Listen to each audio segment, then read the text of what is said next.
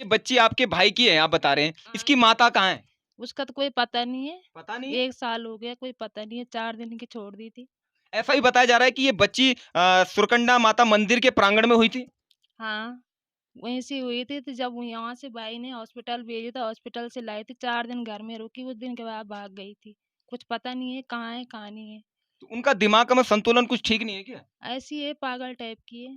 ज नमस्कार, आप देख रहे हैं पर्वतवाणी लाइव और मैं हूं आपके साथ दीपक सिंह गोलू। भाई सच क्यों ना बोलूं, सच दिखाना ही मेरा काम है। और जैसा कि आप जानते हैं कि मैं लगातार आपको जोड़ रहा हूं जनहित की खबरों से और उठा रहा हूं जनहित के मुद्दों को। इसीलिए आज जन जन की आवाज बन रहा है पर्वतवाणी लाइव। जी हाँ, मैं बार बार इस टैग लाइन को बोलता हूं बड़े गर्व के साथ कि सच दिखाना मेरा काम है। लेकिन आज मैं स्तब्ध हो चुका हूं, निशब्द हो चुका हूं कि अब तक मैं कहां था। मैं शहर की सच्चाई दिखा रहा था आप लोगों को, लेकिन आज मैं एक ऐसी जगह पहुंचा हूं जहां पहुंचने के बाद मुझे इतना दुख हो रहा है कि अब तक मैं सो रहा था। क्यों मैंने इस आवाज को नहीं उठाया? मुझे इस गांव में पहले ही आ जाना चाहिए था।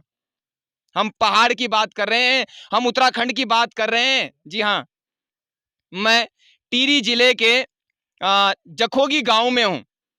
ऋषिकेश से लगभग 120-30 किलोमीटर ये गांव होगा।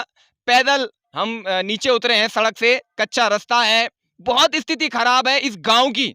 लेकिन गांव से ज्यादा स्थिति खराब है जहां मैं बैठा हूं, इस घर की और इस परिवार की। हैरान हो जाएंगे और आपकी आंखों से भी आंसू आने लग जाएंगे। इतनी दयनीय स्थिति में ये जीवन जी रही हैं, इस बुढ़ापे में पिछले 10-12 साल से इस समस्या को झेल रही हैं। और समस्या क्या है अभी आपको दिखाते हैं। थोड़ा कैमरामैन से कहूंगा आगे आइए, थोड़ा सा दिखाई जरा पैर ना।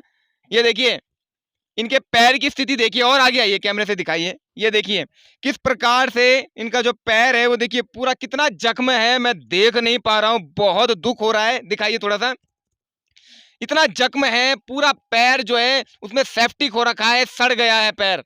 लेकिन बेचारी ऐसे ही चल रही हैं, हताश हैं क्योंकि इनके पास इतना पैसा नहीं है कि अपने पैर का इलाज करवा पाए। बताइए कितना लाचार ये परिवार है, कितना हताश ये परिवार है, कितने दुख और संकट में ये परिवार है। वो भी 2022 के उस भारत में, उस देश में, उस उत्तराखंड में जहां हम अभी 75वां स्वर्ण आजादी का स्वर्ण अवसर मना रहे हैं। बताइए ये कितने दुख का विषय है। देवों की भूमि, इस उत्तराखंड देवभूमि में ऐसे ऐसे जनमानस रो रहे हैं जिनको देखने वाला कोई नहीं है और इनकी बात सुनने वाला कोई नहीं है। देखिए रोड से इनका जो घर है वो लगभग 3 से 4 किलोमीटर की दूरी पर है, कच्चा रास्ता है। लेकिन इन बिचारों को फिर भी अपने काम के लिए वहां तक पहुंचना पड़ता है पैदल, और वो भी इस स्थिति में जब इनके पैर में इतनी गंभीर स्थिति बनी हुई है। इनका पैर पूरा आपने देखा किस प्रकार से जख्म से सड़ चुका है। मदद के लिए कोई भी साधन नहीं है। अब पता नहीं ये बात कर पाएंगी कि नहीं, मुझे तो लग नहीं रहा है।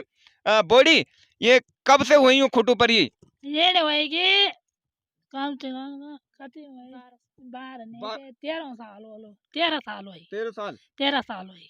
देखिए इन्होंने कहा है कि 13 साल से, मैं तो 10 साल कह रहा हूं आपको, लेकिन ये बता रहे 13 साल से। यकीन मानिए 13 साल से कोई इतना दर्द, इतनी पीड़ा, इतना कष्ट कैसे झेल सकता है, कैसे सह सकता है। लेकिन ये मजबूर हैं और इन्हें सहना पड़ेगा। अभी अंदर चलते हैं, इनके परिवार की क्या स्थिति है, घर की क्या स्थिति है, वो भी आपको दिखाते हैं। आप बने रहिए। सबसे पहले तो मैं आपको स्थिति दिखा देना चाहता हूं यहाँ की। मैं बैठ चुका हूं यहाँ पर, एक बहन है, गोद में एक छोटा सा बच्चा है, इधर एक भाई भी आपको दिख रहे हैं, हताश और लाचार होकर बैठे हुए हैं। और इनको भी कहीं ना कहीं आज जो है हौसला मिल गया है कि शायद कोई आज हमारे घर पहुंचा है और अब हमारी आवाज को उत्तराखंड के जन जन तक पहुंचाएगा। और मैं इसीलिए यहाँ पर आया हूँ। ये आप देख रहे हैं कितनी दयनीय स्थिति है इस परिवार की, कितनी दुख की स्थिति है इस परिवार की। यहाँ देखिए इनके पास रहने के लिए केवल ये एक कच्चा मकान है जो बहुत ही पुराना है। इसका कुछ पता नहीं है कि कब ये मकान उधड़ जाए, कब जो है ये नीचे गिर जाए। इतने रिस्क के साथ ये यहाँ पर रह रहे हैं। आप पीछे देखेंगे 4 बर्तन है केवल, ये आप देख रहे हैं, एक चूल्हा है, 2-4 बर्तन है। और ये देखिए ये बिस्तरा इसी बिस्तर में ये परिवार के 3 से 4 लोग रह रहे हैं। अब बताइए इससे ज्यादा दुख का विषय क्या होगा, इससे बड़ी संकट की घड़ी और क्या होगा। शर्मसार कर देने वाली बात है मेरे उत्तराखंड को, मेरे पहाड़ को, और यहां पर जो प्रतिनिधित्व कर रहे हैं इस पूरे प्रदेश का, ऐसे मुख्यमंत्री को भी। एक बहन है, उनसे हम पहले जानेंगे क्या कुछ स्थिति है और इस स्थिति में रहने का कारण क्या है। क्या नाम है आपका? शांति देवी। शांति जी, ये आपका घर है, ये मायका है आपका? मायका है मेरा। मायका है। जी। अच्छा, आप यहाँ रह रहे हैं, कब से रह रहे हैं? मुझे 8 साल हो गए हैं। कौन कौन है आपके घर में? मम्मी है, भाई है, मेरी बेटी है, 2 भतीजा है। आपके बच्चे भी यहीं रहते हैं? हाँ। और ये बच्ची किसकी है? ये भाई की है। भाई की बच्ची है जी। जो अभी यहाँ पर है। हाँ। और आपकी माता जी भी हैं जिनकी स्थिति बहुत खराब है, उनके साथ क्या हुआ? मम्मी को तो थोड़ा चोट लगी थी, आज 12 साल हो गए, अभी मेरी मम्मी का पैर ठीक नहीं हुआ। क्यों? जब खर्चा नहीं हुआ इतना, हमें इलाज कराने का कोई मौका नहीं मिला। ऐसे ही झेल रही, 12 साल हो गए, अभी ठीक नहीं हुआ। हमें प्रधान के लिए बोला भी था, तो प्रधान ने हमें यो कहा कि मैं तो बुड्ढा हूँ, मैं किसकी सहायता कर। ये देखिए, प्रधान कहता है कि मैं बुड्ढा हूं, मैं सहायता कैसे करूं। चुनाव लड़ने के लिए तुम बुड्ढे नहीं हो, सहायता करने के लिए तुम बुड्ढे हो गए हो। तब तुम्हारी जवानी निकल के आ गई थी जिस समय आप चुनाव लड़ रहे थे, और आप मदद के लिए कहते हैं कि मैं बुड्ढा हो गया हूं। शर्म आनी चाहिए आपको, आपको चुनाव लड़ना ही नहीं चाहिए था अगर आप बुड्ढे हैं तो। उसके बाद क्या हुआ ये बताइए, कोई मदद करता है कभी आपकी? कोई नहीं है, बस हमारे साथ 1 साल से हुई जो परवीन भाई की कोई सहायता है हमारे साथ इस जी। बेटी को बचाने के लिए। नहीं, 1 साल हो गए, माँ की पेंशन दोबारा नहीं आई। जो हमने किसी को बोला भी था, तो ये बोला कि 3-4 हज़ार रुपया खर्चा करो जब दोबारा आए।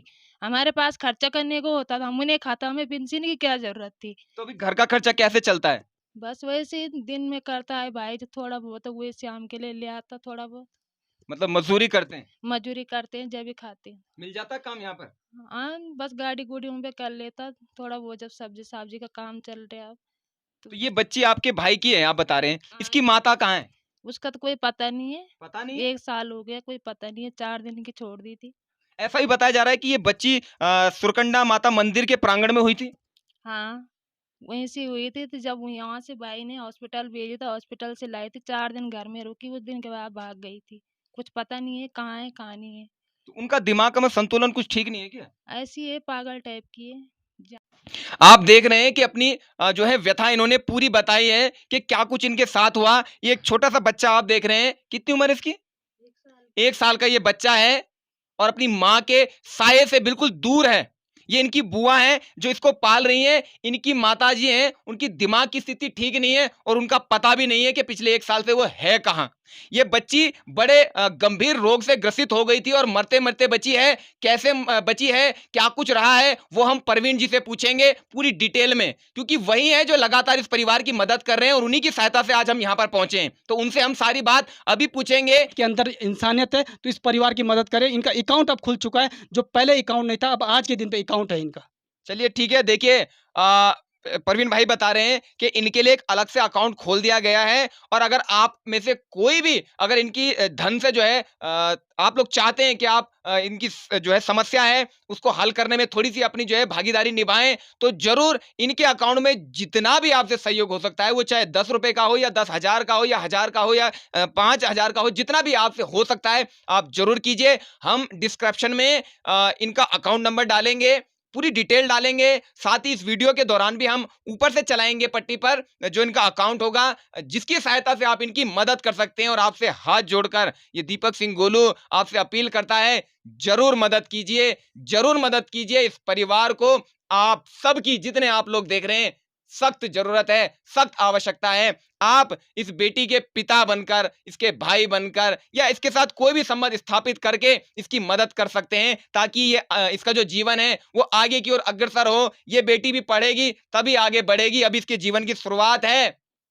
ऐसा ना हो कि हमारे जो सहयोग है उससे ये बेटी एक दिन इतनी बुलंद हो जाए कि ये भी कोई मिसाल कायम कर दे। ऐसा हो सकता है यदि आप लोग चाहेंगे तो। आपसे हाथ जोड़कर मैं प्रार्थना करता हूं।